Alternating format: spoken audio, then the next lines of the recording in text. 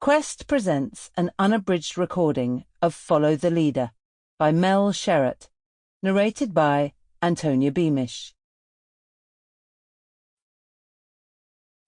1983. Patrick Morgan sat alone. Across the playground he could see the other children playing and talking to their friends. Screams and squeals erupted every few seconds. From the corner of his eye he saw a girl coming towards him. He clutched his bag to his chest and looked everywhere but at her. She stopped in front of him, a gangly specimen of a 10-year-old who hadn't yet grown into her body. Long legs and arms, thin torso, oval face, pigtails in her blonde hair, braces on her teeth, yet the makings of something special in the years to come. Patrick stared at her. It was Sandra Seymour.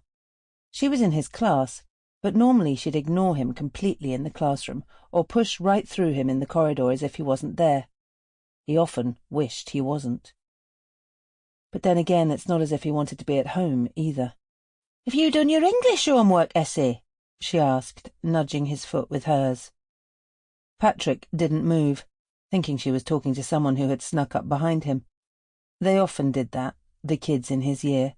Made him think they wanted to talk to him, pick him out for their sports team or maths quiz team, but most of the time someone would be standing behind him, so they could push him aside to step forward, make a fool of him, make him feel like they wanted him around when they didn't. "I said, have you done your homework essay?" she repeated, her tone a little exasperated. Patrick nodded. "Can I look? I saw what you wrote about Arnold Bennett last week. It was so cool." Patrick stuffed out his chest. Arnold Bennett had been easy to write about. He'd had a bit of trouble trying to grasp the language reading the books, but learning about the potteries at the turn of the 20th century had kept him enthralled for many an hour. Bennett was the finest writer the potteries had ever produced, and it wasn't as if they'd had to read all his gazillions of books. Anna of the Five Towns, Clayhanger, The Old Wives' Tale. He'd got into so much trouble when his dad ripped up his school library book after he'd come home from the pub. "So, I wanted to see what you've written this week."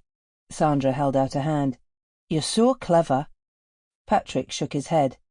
"Come on," she encouraged. Still he said nothing. The seconds ticked by. Sandra sighed loudly. "Well, I'll just have to pinch it then, won't I?" She made a grab for his bag. Patrick held on tight to the strap as she pulled it off his shoulder, but he wasn't a match for her peevish strength. Sample complete. Ready to continue?